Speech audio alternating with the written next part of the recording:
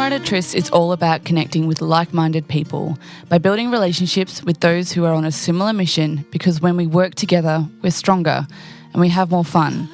This is a bonus episode where we get to know other people in the industry and go into detail about other essential parts of what it takes to get a song from the songwriter's head to playing on your phone. If you enjoy this podcast and you want to say thanks, you can buy us a coffee on www.songwritertrysts.com. You saw through all my lies. You see all. Birdee Bow, how are you? Great. How are you? I'm good. And we met through BSQUARED Management, which looks absolutely incredible. So I'm really looking forward to learning more about that. But first, I want to find out a little bit more about you and who you are and where you come from, and tell us, who is Birdee Bow? Awesome. Well, thank you so much for having me. I really appreciate it. I know it's very early where you are. So, I was an artist for many years. As an independent artist, I loved doing everything the DIY way, and taught myself so much. I took a lot of wrong turns, had a lot of bad situations, and a lot of why I started the business was I wanted to help young artists bystep a lot of the bad moves that I made, but also learn from some of the great things that I was able to accomplish, and just, help other artists connect the dots to have an amazing career on an independent level. That's incredible. It's very honourable of you to support other artists like that. It doesn't come naturally. I think there's a certain type of breed of artists that help other people as well. So tell me about your journey. You said you like to do it yourself, and you've had a lot of success, and I completely have to agree that when you're an independent artist, you can't help but make a lot of mistakes and go through a fair bit of hardship. How do you help your artists get through that, and what did you experience? What's the drive behind that? So I kind of got started later in life. I was very young, but at that time it was later in life. So I was about 27, 28 before I really decided to go for it. And I had went to college and got my degree and was doing a whole nother thing. And I was like, hey, I think I want to do this thing. And most of my friends and family were like, what are you doing? I'm like, I'm building a band, and I'm going on the road, and I'm going to live in an RV, and I'm going to just, figure it out. So I really had no idea. I had no idea what I was doing, which thank goodness I didn't, because I probably would have never had the courage to do the things that I did, because I would have realized how very hard they are. But I learned how to book an unknown band, to become our own booking agency and our own press people, and just do it all. And what I found was that a lot of things can happen if you just ask, if you just show up. Amazing things can happen. And so these great things started happening for us. We were this band out of nowhere. No one knew us. Small town kids, really. And all of a sudden we were getting openers, and we were getting asked to play really great venues, and building a fan base in LA, and just things that I thought were really untouchable were literally happening. And it really catapulted everything for me. And the fact that I just realized that I could build a life with this music. I could create something, even though everyone said, you're too old, you're too this, you're too that, whatever. And I just didn't listen to them. I don't know where that courage came from. Just thank goodness I had it at the time. But anyway, so long story short, we toured with a lot of major bands and did some really cool things. But I ended up getting more involved with songwriting and doing that more so at the end there before I started the business. But I was always connecting with people from back home, or people I know would say, hey, how did you get a Grammy-winning producer? Or how did you get a deal Small Deal with EMI, or how did these things happen? And I loved sort of connecting those dots for people and saying, you can do it too. Like, I promise you can. Like, it just takes strategy. It just takes a plan. It just takes, focus. You believe in people. Yeah. And so, yeah, that's really, and it started with one artist, and I loved it so much. And it has grown to where we are now. That's incredible. And it's such a hard thing to do on your own. We're not actually meant to do it on our own. I think, and I don't know about over there, but in Australia, I think for a long time I believed that I had to do it all on my own. And that was so overwhelming that I never even bothered trying. I was like, no, I know I can't do it all on my own, so I'm not even going to start. And it wasn't until I went to Nashville and saw how they did it in America and how people could really work together as a team and support each other, and everyone was quite happy doing the small tasks that they were really good at and then working it as a part of a bigger picture. And I was like, oh, I can do what I'm good at. If that's all anyone wants me to do, I can do that, and I can find people to fill in the gaps. And then as soon as I kind of had that, belief that was something possible, that hasn't, and I was older too. I mean, I didn't start till I was 32, so I was older. A Trump album. Yeah, you did a little bit. Yeah, so young, though. So young. I think it's fine. Like, I don't know. I think there is a stigmatism. If you let there be an age stigmatism, it will be there. If you believe you have to be 19 or 17 to start and be recognized by a label, then that belief will be with you. But only if you choose it, I think. For me, I mean, maybe I'm just naive, but it doesn't bother me. I love that. It should not bother you. It should be empowering for you. As songwriters, I think we have to have a lot of experiences to write great songs and to, share our journey. And that takes some living, in a lot of ways to be able to do that. And I think the stigma is really going away of age. I hope. I feel like so women have always carried that burden, more so than men. So I really see a lot of changes there, and I'm happy about that. You mentioned that you were doing quite a bit of songwriting towards sort of the end. Did you always do songwriting? Like, when did you actually start with music? I was always writing songs. I remember I wrote my first song when I was literally like third grade. My best friend moved away, and I wrote this song and recorded it on like a cassette tape. And my mom was like, "Why is this tape in this envelope? It doesn't fit. This is never. You can't put this in the mail." And I was like, "It's a song."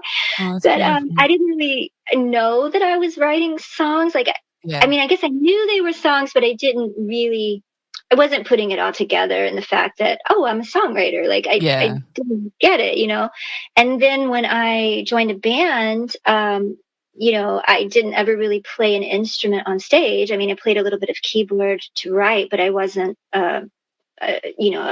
an accomplished musician on stage. And so they handled a lot of the writing pieces, and then I would bring the lyrics in. And so I thought, I still didn't think of myself as a songwriter until later, when I started meeting more and more songwriters in Nashville and in LA and other places, I was like, oh, this is powerful. The fact that I do have this melody that I can hum and I can sing, and that I'm coming up with these really creative ideas. And I was like, oh, I guess I am a songwriter.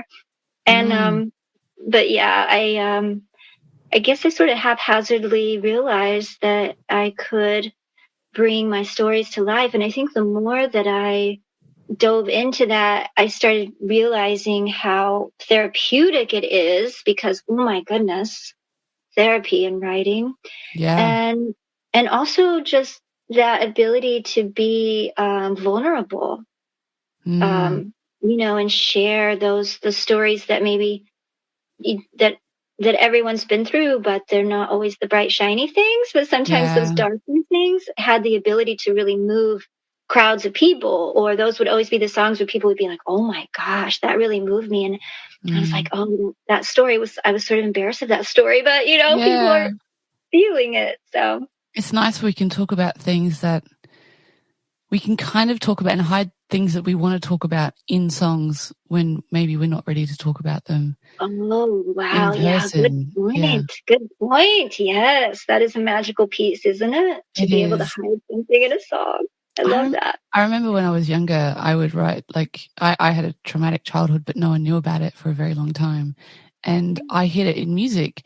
And for some reason, I don't even know where I got this notion, but for some reason, I thought I could hide behind the concept of art. So if I wrote this horrible, sad story song, that if someone asked me where it came from, I could be like, oh, it's just a song. You know, it's just art. I'm just playing around. You know, I didn't have to go and talk about all the things that were going on for me and where it came from. Like, and then people must have seen straight through it. Like, I think about it now and I'm like, you know, it would have been so obvious. People must have been so worried about me that, like, I mean, I only played it for like one or two people, or if my mum accidentally walked in on me at the piano, she might have heard a snippet of something that I was writing. But the reason, I felt safe because it was art, and that was allowed to be art, and I didn't have to explain myself. But oh, wow. That's so powerful. it is good therapy. What was the therapy that, you know, you found? What were you trying to process through your music? I don't know. I think a lot of just hearing no so much, like, no, you're too old, you can't do this, or no, you need to have a normal life, you know, like this is very, very non-normal. You're living in an RV, you're, you know, eating smock ramen and everything. Like, you're just not, you need to be settling down. You need to, like, all of those things that I was sort of going against the grain, and just being able to say no. Like, I have this need to live this life right now. I have this need to be independent and a little rebellious and all those things. And I think it definitely came out in my music. Yeah, sometimes you have a vision and not everyone can see it, and that's okay. Oh my goodness, yes. And that's where your magic is, I think, wherever your vision is that no one else can see. That's the place you gotta really go, you know, go into that light, because that's gonna be your magic.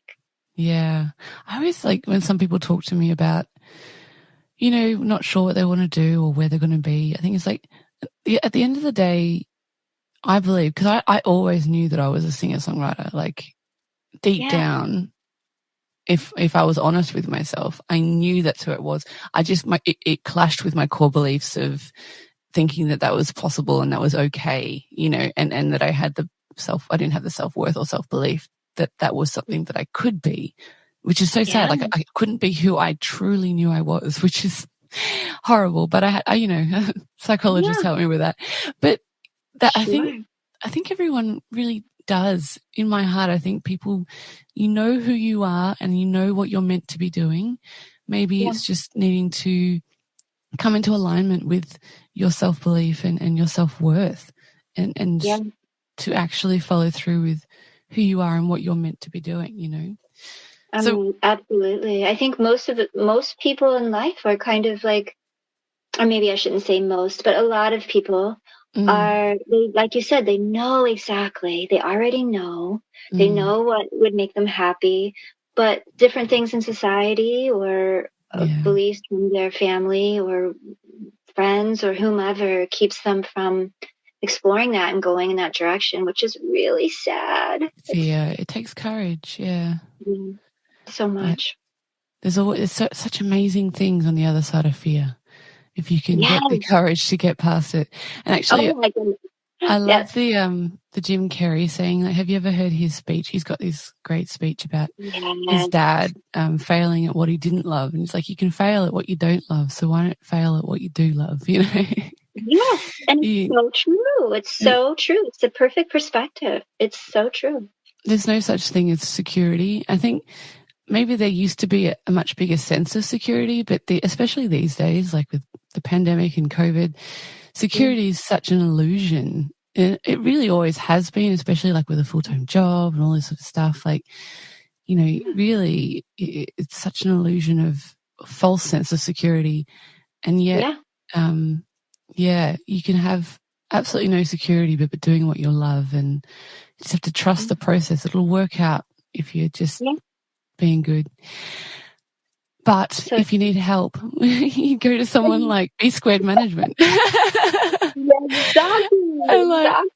We all need help. Trust me, every day I'm finding out more and more about the industry and realizing it's like, I just found out this week that I really should have an entertainment lawyer. I'm like, why do I need an entertainment lawyer? I have no idea. I know.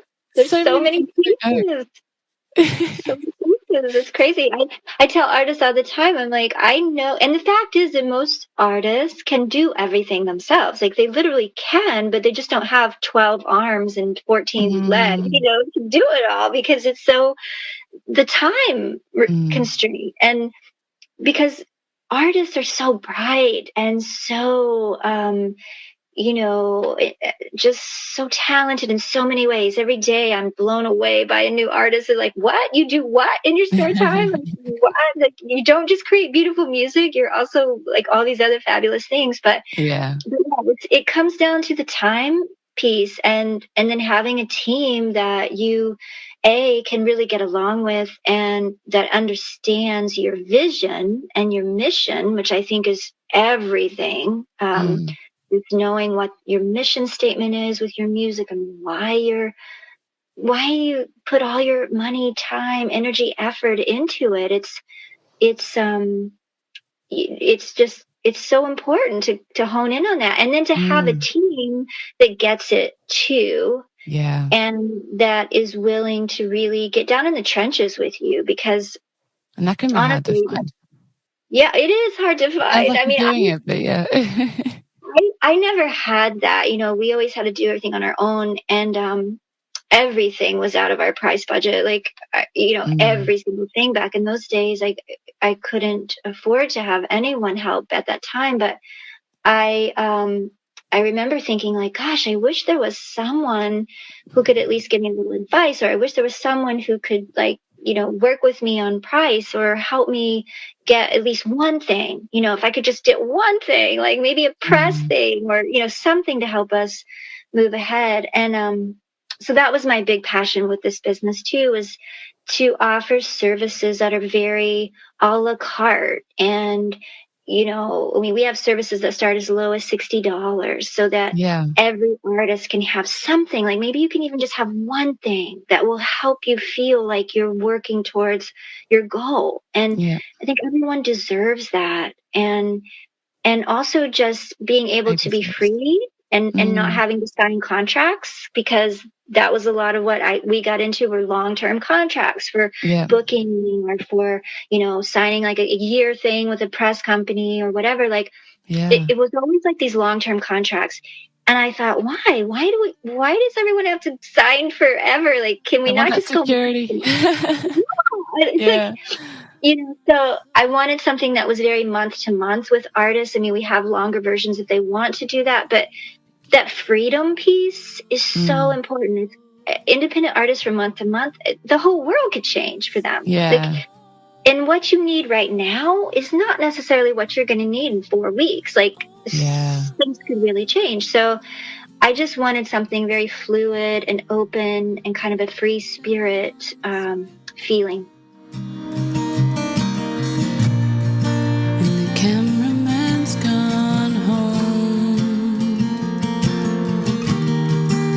I don't know what to say. We're all alone. That's beautiful. And you're right. Like, you're thinking about the artist and tailoring things to what we need. And it's so beautiful to be able to see someone that does that. And I actually had this conversation with my partner yesterday around there are literally agencies out there that their entire job is to support artists and support songwriters or musicians and the industry, get out there and do what they love. And then there are also other entire agencies that actually their clients and who they, charge to are are artists, and like that's their main source of income is actually, you know, charging the music industry. They don't actually have any income from outside of that. And they're symbiotic. They work together, you know, and it's like we need some, and we need to be able to earn money and be an industry and send our music out into the world to be consumed, and support the businesses and everything else that's out there. But we also need people inside the industry who are supporting us to be able to do that. And it's so hard because I mean, I know I've been burnt by so many people promising the world, and do you know what I mean? It can be really challenging. How do you overcome that with your artists or people that approach you like me, who like have just had that experience? So many have been burned so badly, and I understand. You know, I lived that so many ways. So for us, it's really about gaining that trust and letting them know, like, hey, you know, we can.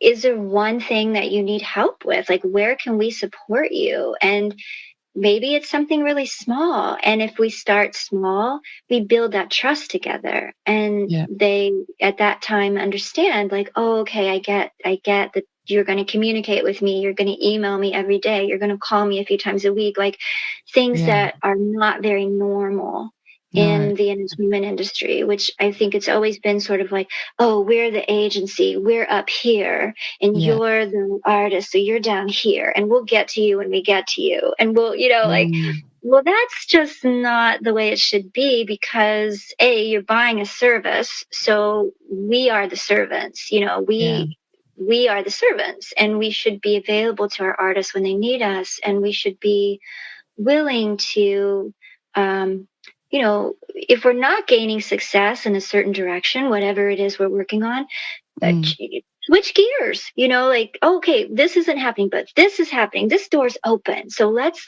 go here. You know, this is happening over here. And being communicative and just you know, keeping that line of communication open, I think is the key to everything.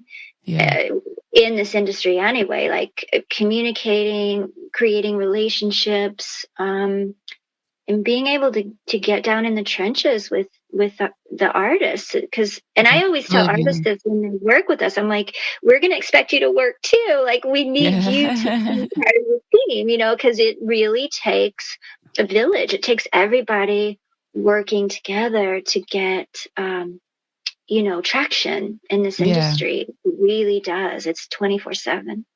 I have heard, like, for some reason, I think there's this misconception from people who I guess are just entering the industry that it is this easy, fun party lifestyle being an artist. I don't know where that comes from, but I do understand it's there. I don't know. I think I was watching for such a long time very closely because I was so jealous of what people were doing, but I saw how much hard work it was, which is why I didn't do it for so long. But talking with people like yourself and other artists, I've realized that there are definitely people out there that are so unaware of how much hard work, like it really is your own business, it's your baby, and it is 24/7.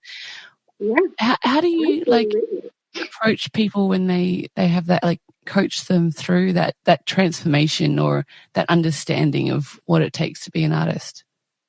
Yeah, I mean, I think I do know exactly what you're saying, and I do come across that occasionally, but more times than not, the artists that I come into contact with, they are working hard already, and they know, you know, it takes so much. But the thing that I really try to instill, or would like to instill into young artists and artists of all ages, is that you know, build your empire, build you know, be your CEO of your business, and think of it as you're a musicpreneur. You are building something that you want to have monetization with, and you want to have clarity with, and you want to have the joy of your art with, and like you literally, you're building it.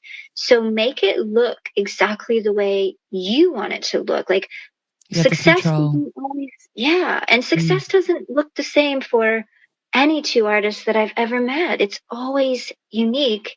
And if you build it in a way where you are feeling so good about every piece of it, and building in the monetization and the longevity pieces, Yeah. you will have something no matter what, no matter what, no matter if COVID comes along, no matter if, you don't get the Sony record deal, or no matter who says no to you, it won't matter, Yeah. because you have built something that is so important to you and matches your mission. Yeah. I think that's the biggest thing, is like artists go, oh, I write these great songs. I have this, I have a brand, I have this, I have that. Well, what's your mission? Well, I never really thought about it. Well, yeah, I know you have one, because no Yeah. one puts much work into something without having it. And they go, oh, well, I had a mission statement for my job, or I had a mission statement for Yeah. this or that for college, but I never did it for my art. And it's like, wow, let's break it down. Let's figure out what that is. Yeah. And that's how I think you start getting to that point where you're creating community, and you're creating something so much bigger than just a song. You're creating an emotion that is everlasting, really. Yeah. Oh, it Music. helps you connect. Yeah. Yeah, if you know what Yeah. your mission is, you know who you're connecting to and who your music is going to speak to. If you're a dance artist, you're going to be connecting to people who want to dance and like get out and move their body, which is absolutely amazing. Yeah. If you don't know that, Oh, like if you're someone like me and you want to talk about mental health and support people who struggle, you're probably going to be reaching out to those people who are struggling with mental health or whatever it is. And yeah, and isn't that beautiful? Like, that's so it's beautiful amazing. that people can see you and go, oh, I see myself in her. Yeah. Like, she gets me, I get her. And then it even makes me more intrigued about your music, because now Yeah. I'm like, oh gosh, I got to listen to what she writes about, because she gets Yeah. me. And Yeah. it's a big thing. It's hard though. Like I do remember the first time someone ever asked me that question. I was like, oh, everyone who likes music. Like, it's like, and it isn't actually, not everyone likes the same music and not everyone's in the same life stage. And that's okay. We're all on our own journey and we're all at different stages of our own journey. And, it's good to 100%. work out where that's at. Yeah, that's cool. So tell me a little bit more around what you provide. Like, because I normally talk about like co-writing and songwriters. Yeah. How do you support songwriters? And, what have you got in there for people to collaborate and connect? How do you support artists doing that? Well, oh my goodness. I just have to say that our roster is just filled with so many amazing humans with huge hearts, and just, the kind of people who do reach out to one another and say, hey, I'm doing a songwriting circle. Do you want to come? Or Yeah. do you want to connect on this? Or, oh my gosh, I heard your song and I'd love to work with you on something. I mean, the amount of times that this happens within our roster is just mind blowing. It happened this week, yesterday. Like, it's constant, that artists within our roster really reach out to one another. But above and beyond that, we do offer a lot of workshops, for artists to learn more about different styles of songwriting. We have a sync and licensing expert, Patricia Bahia, who is, you can't really turn on Netflix without hearing a Patricia Bahia song Oh, somewhere amazing. in your evening. So she's an amazing woman. You should have her on your show. She's just incredible. I'd love to. Been Yeah. through a lot of trials and tribulations and just beat it all. And but workshops where, that's what she's going to be focusing on, is like, how do you write for song sync and licensing success, and what are some tips there about connecting in that world. I think that just learning from our peers is so powerful at all levels, and building community every chance we get. We work a lot with Deanna Walker from the Blair Hit Songwriter Series out of Nashville at Vanderbilt. And she's just also a bright light, and she brings to the table so much knowledge. And she, many of our artists have taken her classes, and it's I think it's just one of those things to always encourage artists to be themselves, to be unique. Don't don't change your style, don't change your writing to fit into someone else's boxes of approval. Like, just be Yeah. yourself and continue to shine that light, and it will happen. Tell your story, It's beautiful. Yeah. Tell your story. And your story is Yeah, going to be different to everyone else's. And that's perfect. it's I love it. amazing. It's Yeah, amazing. I love it. And getting back to the mission thing for just a second, I know I talk so Yeah. much about it, but No, please it's do. it's so powerful because I've seen artists who really tap into their mission, and then their writing goes to this other level, like almost overnight. Like, the Yeah. songs they were writing before were like great, whatnot, but then they tap into that, and then it's just like, oh my gosh, like what happened? Like, now you're writing these incredible lyrics, and just really blowing open this other space Yeah. in your mind. And I have seen that overnight again and again. It's pretty cool. That's so cool. I hadn't really thought about it, but yeah, like if you're more aware of your mission and you're more focused on that, of course that's going to come through in your art because you know who Yeah, you're talking to and why. yeah, and I think there's like a freedom piece or something. It's Mm. like, oh, I figured it out. Like, Yeah, yeah. you know, I know we who I am also, now. I think, yeah, I think we all go through life sometimes forgetting what the why is, because we get. Mm. And even I have to remind myself all the time, like, why did I decide I wanted to do this business? Why? And then I'm like, oh yeah, I have to re-tap in, because the day to day is so crazy, right? Just Yeah. keeping up with what you have to do, I'm sure, as a writer and performer and an artist, Mm. like, it's sometimes we get caught up in the day to day, and we have to really slow it down, reconnect to the why. Yeah. And it's a good thing to do on a regular basis. And sometimes that changes and it's okay. Life Yeah. changes and you Yeah. just roll with the punches. Yes. What do you think the best advice is that you've ever been given? Oh my goodness. Well, my grandfather, um, Native American, Mm-hmm. who told me that, you know, people are not going to remember so much what you say to them, but they're always going to remember how you leave them feeling, and if you're Mm. kind. And I remember he told me this when I was really young, and I'm sure I must have done something somewhere and said something. I don't know. I don't remember Yeah. that part, but I'm sure he was trying to teach me a lesson. But the way he said it to me, and then I thought, wow, he's so right. And he was a person who really practiced what he taught, Yeah. he was that person who always made people feel so good. And I think that is something sometimes we forget in our day to day, like just the gentleness of kindness, just the gentleness of being nice, just the Mm. gentleness of being, I don't know, like having some empathy is so powerful. And I think Mm. that's the thing that people remember. Like, they might Kindness. remember the right. They might not remember the amazing song you wrote, or the amazing thing that you invented, or whatever, but they're going to remember how you make them feel. And I think that's the best advice I've ever received. So, I love that. My grandmother is completely different heritage. She's like, her mother was an American heiress, so she was a bit of a lady, oh, She was a lady. But she always taught me that a lady is someone who makes everyone in the room feel comfortable. Like, that is the job of a lady, to make everyone feel comfortable, no matter who they are.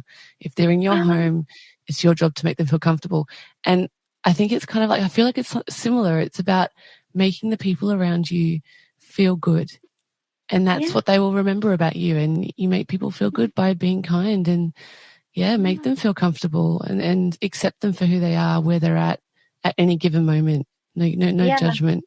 I love that. I think Mm, that's the big piece, the judgment piece. Like, just leave that out. We all have It's enough judgment. unnecessary. Yeah, we do. Lord. And we have enough comparisons with Instagram and all this other thing coming at us all the time. Like, I think just some simple kindness goes so far. It really Yeah. does. Oh, it's incredible. And social media can be a challenge because it makes us feel so connected. But again, I think it's like a false sense of connection. It's not genuine, and then we actually become very isolated if we don't get that connection from outside of our phones. That's a real challenging thing that's happening at the moment. But oh my goodness, yes, it's been crazy. It just dealing with it, and then in the moments over the last year when I've had interaction with others, when I leave, I'm like, oh, I feel like my heart's sort of beating different. I feel so good, you forget like what that real connection with people in real life is so important. It's so essential.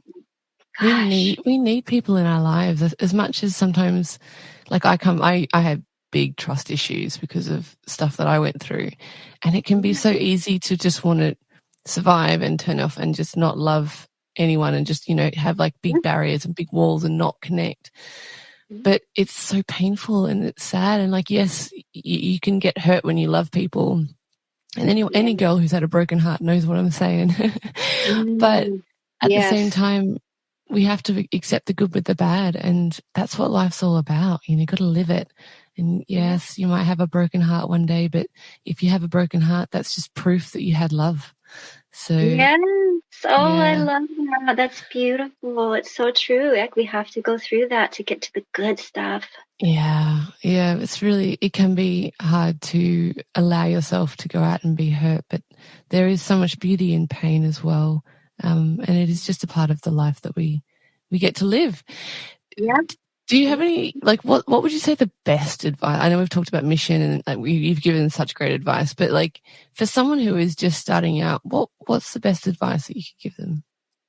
Oh my goodness. I think be true to you and don't let the outside voices interfere, because just like you said earlier, I think like you said, you always knew that you were a songwriter, and you always knew that. And I think it's the outside voices that change our minds and change our paths too much. So I think just stay true to you. You know what that is. Your intuition is already telling you. Stay true to that, and own as much of your career as you can. Own it. Build your own empire. Like, just own it. I love it. That's good. Own it. Own it. Okay. This one's more of a question around your inspirations. If you could co-write with anyone in the world, dead or alive, who would it be and why? Oh my goodness. How do I narrow this down? There's so many. Who's the first person that comes to mind? The first person that comes to mind is Cher. I'm a huge, gigantic Cher fan. Yeah. I adore her. I would love to write with her. I like the spirit. I like the way she says, I never took no for an answer. And no, she actually says no doesn't exist to me. No, just doesn't. It's a lie. It doesn't exist. So she wants something, she gets it. She wants something, she gets it. And she was like very and just that longevity piece and that ability to take herself lightly. And her music is definitely not something that is I mean, I guess it is very trailblazing in a lot of ways, but I think that she would just be fun, and that would just be an amazing collaboration. Yeah. To be on a fly on the wall with Cher would be absolutely incredible. Like, what a powerhouse. And I think it takes courage to chase what you want and to not take no for an answer. But if you really start, like, it only takes a small amount of self-worth and self-belief, doesn't it? To go, I'm worth this. Like, I can do this, and this is what I want, so I'm going to get it, and it doesn't matter who says no. I think once you have that, you know, that rejection piece that we talked about earlier, it's like there is a lot of rejection in this industry, and I did acting and modeling before I became a songwriter because I knew I needed to get good at just being out there and being in front of a camera and, you know, being on stage. And I definitely learned that rejection is not always personal in that industry. And you have to get okay with hearing no, but don't take that as a big no, you know. Just because one person says no doesn't mean it's a no to your career. It's a no to you and what you love. It's like, it's just a not right now and not with that person because there's something better around the corner. That's how I view it. Yeah. I love that view. That is absolutely the truth too. I mean, I call it clearing the runway, you know, like just clear that runway, get off my runway. That's cool because the good stuff's got to land. So I need you to step aside. And that's really it. And I used to say all the time, I was like, nothing can bother me because I've been told no by the biggest and the best, you know, like I've been told no by so many people as an artist. And it just gets to the point where you're like, oh, okay, fine. No big deal. I've heard it a million times. No big deal. Yeah, whatever. Next. I love it. Yeah. I just think, I think when I hear a no, it's like, all right, this isn't the right one for me. That's fine. And they can't see it. You know, I can see it. I see it. And I know what it is. And I'm excited and I'm just running, like you said, clearing the runway. And it's just a part of it. It's a part of just filtering through and finding the right path. And I'm a big believer that the right doors open at the right time. And when they do, it's the best thing ever. And the more no's you have, the better it feels when you get those yeses. That's for sure. Oh my goodness, 100%, 100%. And it's just also like you said about don't take it personal because 9 times out of 10, it doesn't even have anything to do with you. Whatever the no is. You know, like it literally probably has nothing to do with you. It's just, you know, it's no is a weird thing. So we'll just go with share and just believe that we just don't believe in no for this exactly. instance. Yeah, exactly. There's birdies out there that get things. And someone else told me once, she's an actress, and she said sometimes they say no because they've already got the costumes and you wouldn't fit the costumes. You know, like it could be something as simple as, you know, you don't fit the actual costume, or like, it's never personal. I agree. I absolutely agree. Oh, that's awesome. So tell me a little bit more about how people can get involved with B Squared. What's the sort of best way for people to find out more about you and what you're doing and the community you're growing? Absolutely. So our Instagram is a great place to connect on a community level. So it's Instagram at BSQUARED MGMT. And our website is BSQUAREDMGMT.com. Yep. And I mean, we would love to hear from artists out there. We always love connecting with new artists. We work with artists around the globe, so it's always fun. We have a lot. I do love your website. Yeah. Oh, thank you. Very well presented. You've clearly got a good team of people there. Oh my goodness, I am so blessed. I have amazing women that are just fun and have this passion to help others, and just, I mean, wow, I'm beyond blessed with my team. Sounds amazing. Yeah, that sounds incredible. All right, well, I'm going to put all of your links so that people can follow you and get in contact with you directly in the blog on the website, and it'll also be in the description of this podcast. But is there anything else you would like to share before we finish up? No, I just want to say thank you so much for inviting me and having me. It's been a pleasure and so great to connect with you, and wishing you tons of luck with your songwriting and your career and all the fabulous things you're up to.